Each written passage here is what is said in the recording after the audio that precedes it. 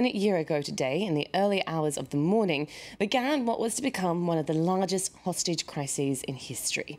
A natural gas extraction facility located in southeast Algeria was stormed by an al-Qaeda-linked brigade. The crisis spanned over 2 dramatic days. 800 people were taken hostage. 39 foreign workers were killed alongside an Algerian security guard. Our reporter Alexandra Renard met people for who this anniversary is especially poignant: a French woman who managed to escape the attack and the son of one of the Frenchmen who were killed by the assailants. Muriel was the only female expatriate working at the In Amenas gas extraction facility. On the second day of the hostage crisis, the nurse found a way to escape the compound as around 40 Islamist terrorists stormed their way in. Recently, former Algerian colleagues sent her these pictures, taken in her room and office just after the attack. You can see 1, 2, 3, 4 bullet marks. That's where I used to work, at this computer. When I saw these pictures, I was so relieved I managed to escape, because these shots were aimed at a person's height, and I could have been sitting there. It was 5:50 a.m. when the emergency siren went off. Thinking there had been an accident, Muriel quickly put on a chemical protection suit. We had no idea what was going on. We were waiting for the control room to give us an update on the situation, and we were wondering why the alarm.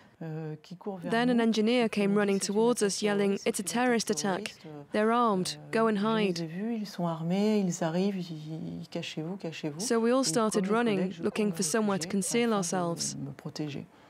We were told to lock ourselves in the offices or in our rooms and wait for the army to arrive. That's what most people did if they could. I'm not saying that's why some of my colleagues were killed, but many of those who hid in offices or their rooms ended up getting caught by the terrorists. Some were killed immediately. At the time of the attack, 800 people were working on the huge industrial complex, including 140 expats from a dozen different countries. At first, Muriel hid in her office, some 3 kilometers from the living quarters. With explosions and gunshots going off all around, she turned on her radio to learn that buildings were on fire and hostages being executed.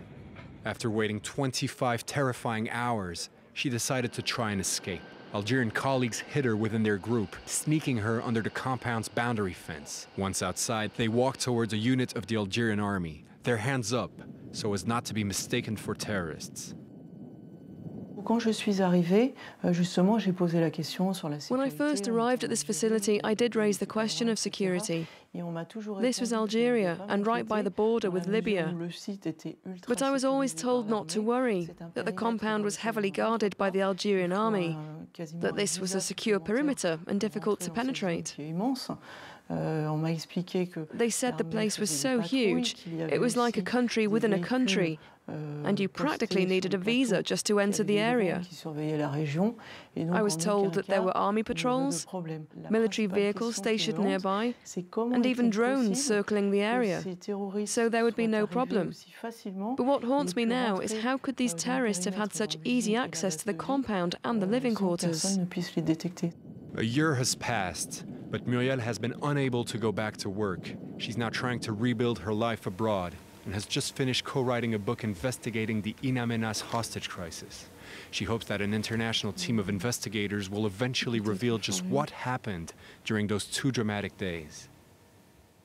I'd like the Algerian government to share with us all the information they managed to extract from the terrorists they captured. Tell us how the Algerian army led the assault. I think they do have precious information, but so far there's been no cooperation on their side at all. Florian is the son of Yann Desjeux, the French hostage killed during the attack. He feels much the same as Muriel, that Algeria and all the other countries who lost nationals in In Amenas have yet to cooperate and give a clear picture of what took place last January.